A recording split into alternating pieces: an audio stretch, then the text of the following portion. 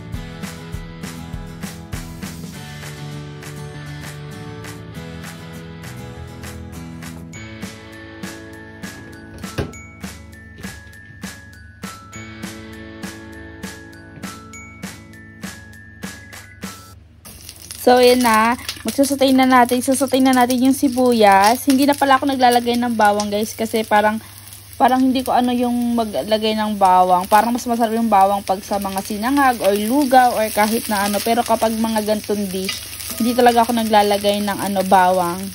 Sibuyas lang. Tapos, ang ininext ko sa sibuyas is, ko muna pala siya. Antayin ko siyang masutay talaga siya ng mga siguro 3 minutes. 2 to 3 minutes bago ko ilagay yung susunod na ingredient. Ito nga pala ihahalo kong karne. May kasama na siyang paminta. Diba, nakatipid ka na sa paminta. Lagay lang natin tong karne.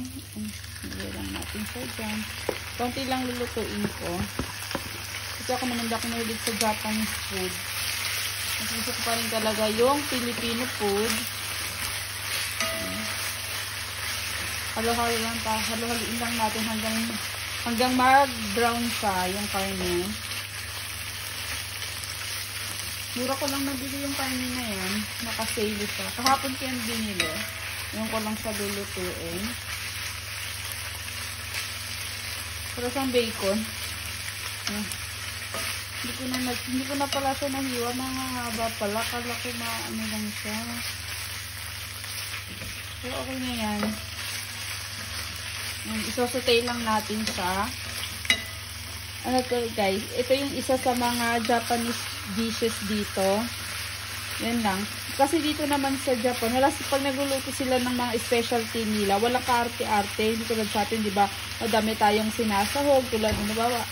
Kaldereta.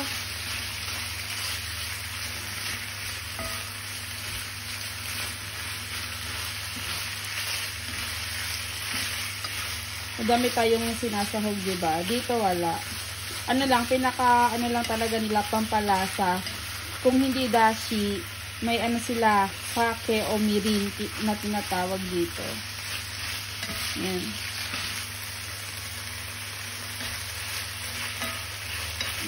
Lutuin mo lang yan. Ganyan. Malapit na siya mag-brown. Tingnan lang natin bago siya mag-brown. Sumansip na. Pag ako pala nagluluto, maano pag may iniiwasan ko yung hanggat maaari, may tumalsik. Sa mga ano.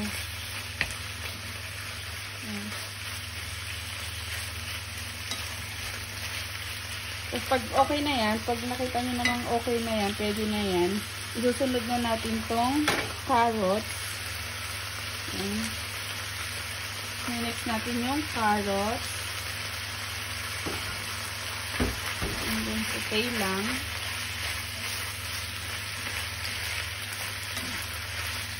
Tapos, okay lang natin yun.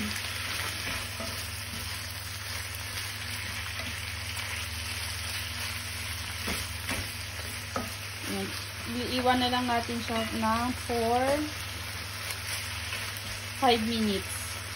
Tatakpan muna natin siya. Antayin natin siyang maluto ng 5 minutes yung carrots para madali na lang siyang lumambot mamaya.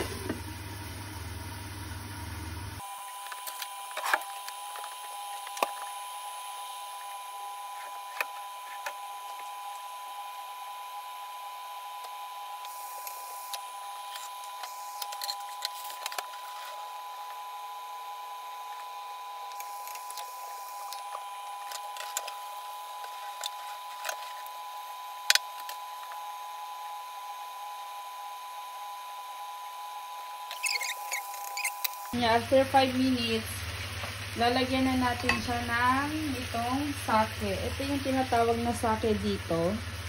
Yung sake is alak siya. Yan, nalagyan lang natin siya ng kaunti. As in, kaunti lang. Yan, kaunti lang. Sakto lang. And yung isusunod natin is mirin. Ito talaga yung pinakaano nila. Pangunahing sangkap sa pagluluto. Parang karamihan ng niluluto nila is lagi talagang may sake at mirin. Ito yung nagpapalasa sa kanila. Tsaka toyo, ganon. Ayan, at ito na ilagay na natin. Nailagay na natin yung dalawa. Titimplahan naman natin siya ngayon ng paminta tsaka asin. Yung ano namin is magka-mix na siya. Binibili na namin mix. Ayan, ganyan. Lalagyan lang natin siya ng yan. Kaunti lang. Okay na yan. Hindi pala kami nagbe-batching guys. As in. Kahit na anong habawa, magic sarap, yung mga ganun, hindi kami naglalagay sa pagkain. As in, and paminta lang talaga yung pampalasa namin. Tsaka itong sake at mirin. Tsaka hindi din kami gumagamit ng patis dito. Kasi dati bumili kami ng patis. Tapos, syempre, dito sa Japan, hindi naman sanay yung mga Hapon na makaamoy ng ganun, diba? Lalo na ngayon, ang mga kapitbahay namin kasi is mga lolo't lola. Pag nagluto kami, kasi naluan namin ng patis, mabaho. Baka magreklamo sila. Kaya iniiwasan na namin gumamit talaga ng patis. Siguro nasa 4 years na rin kami hindi gumagamit ng patis. Kasi nga, 4 years na rin kami hindi gumagamit ng patis. Siguro nasa 4 years na rin kami hindi gumagamit ng patis. Siguro nasa 4 years na rin kami hindi gumagamit ng patis. Siguro nasa 4 years na rin kami hindi gumagamit ng patis. Siguro nasa 4 years na rin kami hindi gumagamit ng patis. 4 years na kaming di gumagamit talaga ng patis. Tsaka ayaw ng mga bata kasi mabaho. Tsaka mabaho sa bahay, sa totoo lang. Sa Pilipinas okay lang kasi nga diba sanay naman tayo. Eh yung mga ano man hindi sila sanay sa mabahong ano. Kaya hindi lang kami, iniiwasan na namin yung gumamit ng patis, ng mga alamang, magluto ng alamang, mga bagoong. Kasi mga ano dito, mahigpit yung matatandang kapitbahay namin. Mababait naman sila pero syempre hindi nga sila sanay. Kaya nag-a-adjust talaga kami. Kaya yung, ito na lang, kung ano na lang, yung pinang pagginamitan pang palasa, is yung pang Japanese na rin talaga. Ayan, pagkatapos natin malagyan ng mga pampalasa natin, susunod na natin tong mushroom. Mushroom, di ba to guys? Hindi ko lang alam ng tao kung anong uri ng mushroom, basta mushroom siya. Ilalagay natin. Nalagay na natin. Tapos hinaan lang natin yung apoy, baka masunog. Mahina lang, yan. And, yan. Ubusin na natin to. Yung toge, mamaya na. Yung toge kasi is nagtutubig siya eh. Titikman natin kung anong lasa. Mamaya. Natin kung masarap ba ang aking luto. Hindi ko alam kung lalagyan ko pa ba ng ano.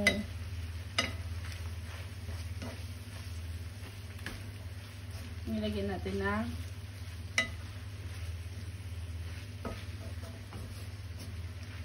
lalagyan natin ng toge. Lagyan natin yung toge.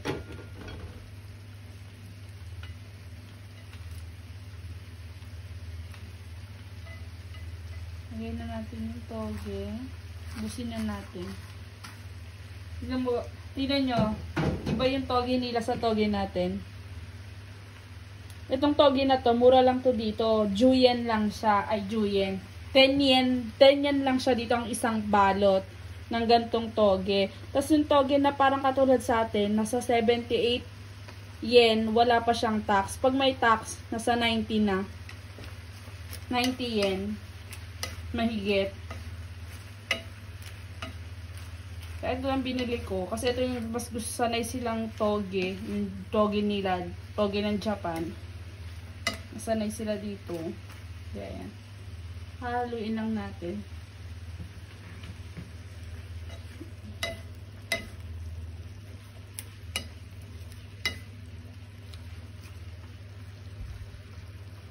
Hindi na natin yung lalagyan ng sabaw. Ganyan na lang talaga yun siya. Ayan na yung pinaka-ano niya. Kung gusto nyo naman lagyan ng sabaw, onti lang. Tapos lagyan nyo na lang ng cornstarch para lumapot siya. Kung gusto nyo lang naman ng may sabaw. Tapos lalagyan natin yan ng kaunting toyo.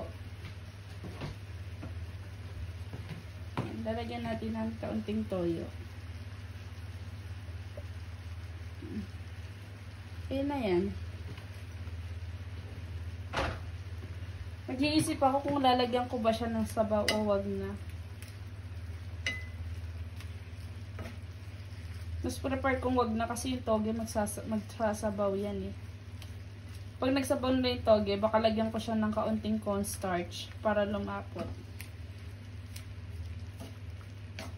So, yan.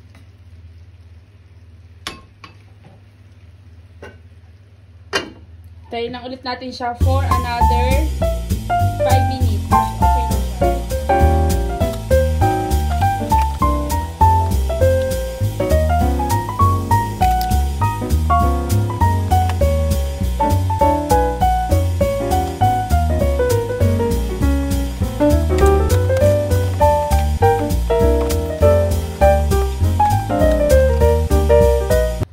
So, ayan na guys. Luto na siya.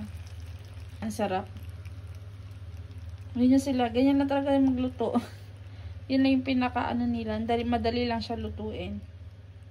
Mamaya is kakain na rin kami.